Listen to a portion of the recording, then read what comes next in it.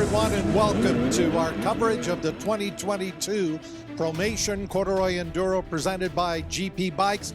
Pat and Blair back with you again as we take a look at test number 3 on day 1 McCrumbs, which is same name, but this is not the same McCrumbs we've known from past cords. Yeah, it is a lot different, Pat. We've added 6K in the middle, but not all the riders are riding it. The experts and the pros and the vet experts, they're going to ride the extra 6K. Everybody else is going to ride it just like the Vintage did on Friday, 3.5K. The 3.5K is pretty open, a lot of 2-track, a little bit of mud and that sort of thing, but the brand new 6 kilometers is all fresh stuff, very tight, very technical. Mark Ailes is one of the landowners in there, and he's also the guy who cut the fresh 6K. Spent a lot of time with a chainsaw and in the black flies this year, Mark did. But anyway, we're grateful, great test, and again, I think we'll see probably the riders who are on a little later number, like Philip and maybe Bobbitt, have a little more of an advantage than, say, Owen up on number 4. But as we can see by the times, Cheney had a great time through this test also. Yeah, indeed. Philip Cheney won it by over 41 seconds. How do you get that kind of an advantage in a relatively short test over such a talented field of other pro riders? Well, I think if you watch Cheney ride, I think that's the big thing. He doesn't make a lot of mistakes. He's very smooth. He's getting a little older now. He probably doesn't want me saying that, but I think the experience is paying off. And in Quebec, they have a lot of terrain like this. If you look, Goujon in the cross countries is beating Cheney more often than not now. But in the tight stuff like this, Cheney still has the advantage, and it's that experience and that smooth riding and just knowing, not wasting energy and not making a lot of mistakes. That's the biggest thing in brand new trail, is to not make mistakes. They cost you. Well, Philip Cheney with the win here on test number 3 McCrumbs.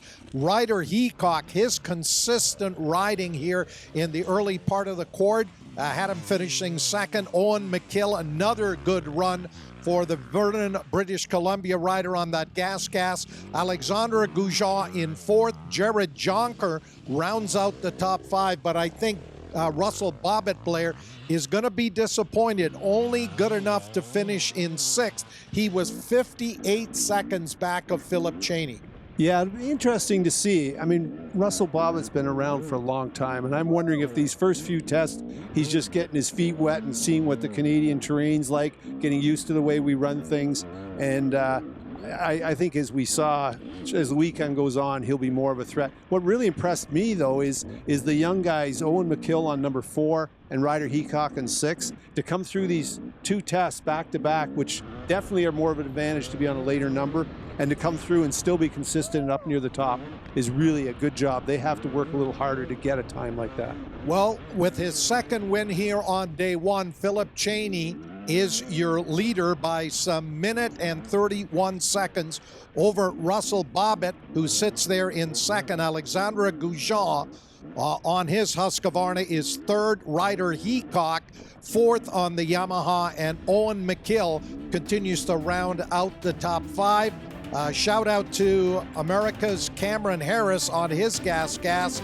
As we said, he was an expert rider here back in 2019, now a full-fledged pro, and he managed to come home here in 6th, so he consistently has been running here in the top 10. So that is the rundown on test number 3 of day 1, McCrumbs. When we have our next episode from the Bellistic Sports Desk, it'll be test number 4. That is the butt test. Always a very interesting test, and we'll see whether or not Philip Cheney is able to hang on to the lead.